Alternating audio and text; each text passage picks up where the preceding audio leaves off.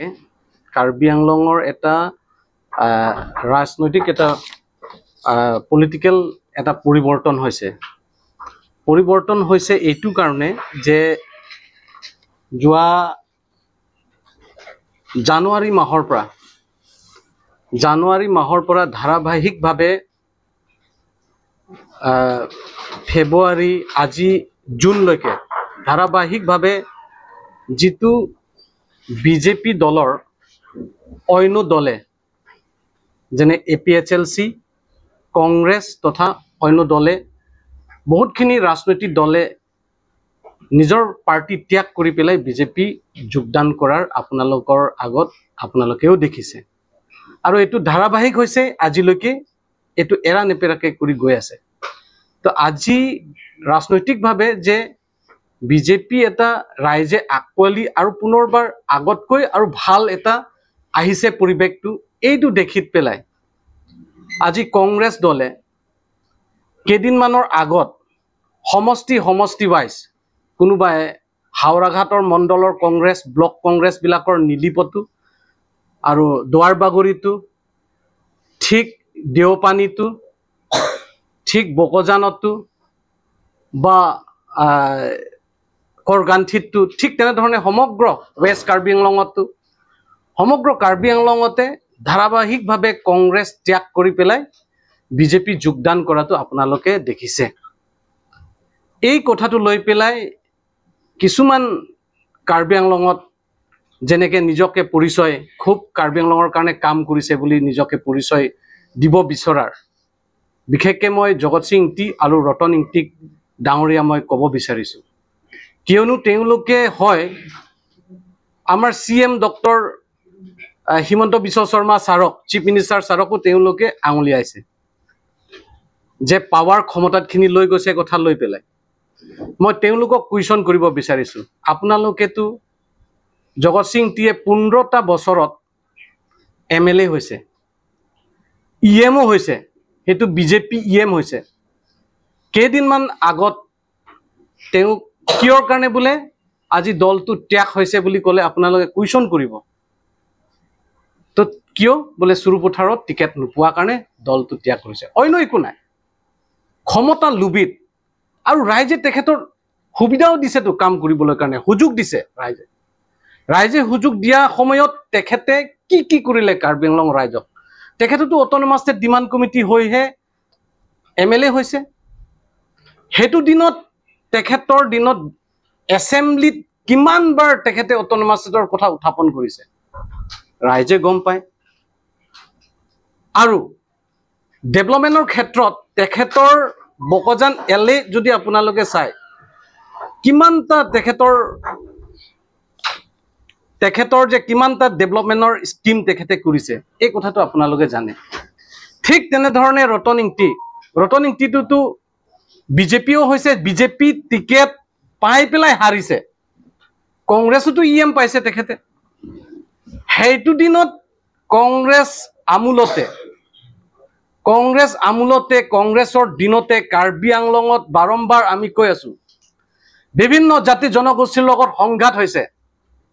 কেতিয়াবা আমি কুকি কাৰ্বি মাজতো এটা সন্দেহ হৈছে, ৰেংমা কাৰ্বি মাজত সন্দেহ হৈছে, ঠিক বেলেগ অন্য জাতিৰ লগত আমাৰ কাৰ্বি সম্পৰ্ক যিটো কাৰ্বি আংলঙৰ বিভিন্ন জাতি জনগোষ্ঠী যিটো একতাৰ যিটো সম্পৰ্ক সেইটো নাইকিয়া হৈ গৈছিলে আৰু কাৰ্বি আংলঙত অশান্তি বুলি মানুহে কৈছিলে। তেতিয়া কাৰ্বি আংলং আহিবলৈ কাৰণে ভয় হয়।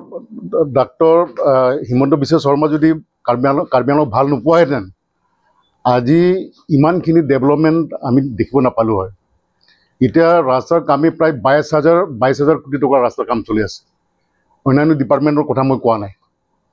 আমি সপোনতো ভাবিব নোৱাৰা কামটো আমি দেখিছোঁ। কংগ্ৰেছে মানে কাৰ্বি আংলঙৰ ডেভেলপমেণ্টটো বিচৰা নাই, কাৰ্বি আংলঙৰ উন্নতিটো বিচৰা নাই, সেইকাৰণে তেনেধৰণৰ কথাবিলাক কৈছে।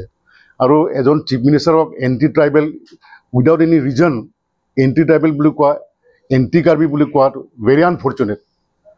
দে শুড উইড্ৰ কৰাটো ভাল। আৰু তেখেতসকলে কৈছে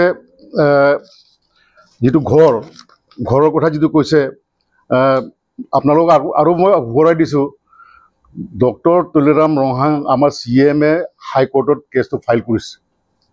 হাইকোৰ্টে গুৱাহাটী হাইকোৰ্টে ক্লিন চিট দিছে, মই আৰু ৰিপিট কৰিছোঁ, ক্লিন চিট দিছে। গতিকে এইবিলাক বেচলেছ কথাবিলাক আৰু বাৰে বাৰে কৈ থকাটো কি সূচায়? ইলেকশ্যন আহি আছে আৰু 8 মাহ 9 মাহমান আছে, একবছৰো নাই। গতিকে চলে বলে কখলে নিৰ্বাচনটো জিকিব লাগে, সেইকাৰণে মিছা কথাবিলাকো ক'ব লাগে।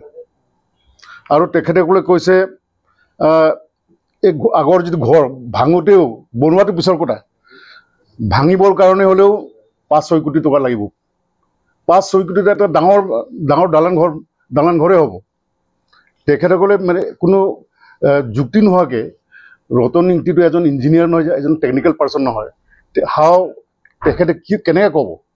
কি বেচিছত কৈছে ঘৰটো ভাঙিবৰ কাৰণে 5-6 কোটি টকা খৰচ হৈছে? কিবা যুক্তি আছে নেকি? He is not a technical person, he is not an engineer. গতিকে এইবিলাক মিছা কথাবিলাক মানে কৈছে। আৰু ঘৰৰ কথাটো যিটো 200 কোটি বোলে কিমান কোটি টকা, সেইটোতো আমি আগতে আপোনালোকক ক্লিয়াৰ কৰি দিছোঁ, আৰু বাৰে বাৰে এইটো আমি ক্লিয়াৰ কৰিব বিচৰা নাই। তাৰপাছত প্ৰপাৰ্টি, গুৱাহাটীত প্ৰপাৰ্টি বোলে, দিল্লীত প্ৰপাৰ্টি, আৰু বোলে আবুধাবিত প্ৰপাৰ্টি, এইবিলাকতো মিনিংলেছ, বেচলেছ কথা। তেখেতৰ প্ৰুফ আছে নেকি? মই আজি আপোনালোকৰ দ্বাৰা মই বিচাৰিছোঁ, প্ৰুফ দিয়ক। আবুধাবিত তেখেতৰ প্ৰপাৰ্টি কিমান আছে? ডক্টৰ তুলিৰাম ৰহাঙৰ প্ৰপাৰ্টি কিমান আছে? দিল্লীত কিমান প্ৰপাৰ্টি আছে? গুৱাহাটীত কিমান প্ৰপাৰ্টি আছে? Without any proof, very unfortunate. তাৰপাছত আৰু কৈছে ইয়াত মানে ৰজাৰ দৰে নেপোটিজিম এনকাৰেজ কৰিছে। কাৰ্বি আংলং নহয়, India is a democratic country. দেশটো চলাবৰ কাৰণে চেণ্ট্ৰেল গভৰ্ণমেণ্ট, তাতো ইলেকশ্যন হয়, ষ্টেট গভৰ্ণমেণ্ট, তাতো ইলেকশ্যন হয়, কাউন্সিল, ইয়াতো ইলেকশ্যন হয়। ইলেকশ্যন হোৱাৰ পাছত MEC সকলেহে CMক ইলেক্ট কৰে, চেয়াৰমেনক ইলেক্ট কৰে। আৰু তেখেতে ৰজাৰ দৰে, ৰজাটো তাত লিখা নাই, নিজকে কোৱা নাই কেতিয়াও যে মই ৰজা। আৰু নেপোটিজিম ক'ত উঠিছে? কণ্ট্ৰেক্ট দিয়াটো নেপোটিজিম দেখিছে নেকি? চাকৰি দিয়াত নেপোটিজিম দেখিছে নেকি? ইয়াতো ইণ্টাৰভিউ হয়, থ্ৰু ইণ্টাৰভিউ প্ৰপাৰ ইণ্টাৰভিউ হোৱাৰ পাছত, প্ৰপাৰ এডভাৰটাইজমেণ্ট দিয়াৰ পাছত, প্ৰপাৰ ইণ্টাৰভিউ হোৱাৰ পাছতে চাকৰি বাকৰিবিলাক দিয়া হয়। আৰু প্ৰপাৰ টেণ্ডাৰ কৰা হয় কামৰ এগেইনষ্টে।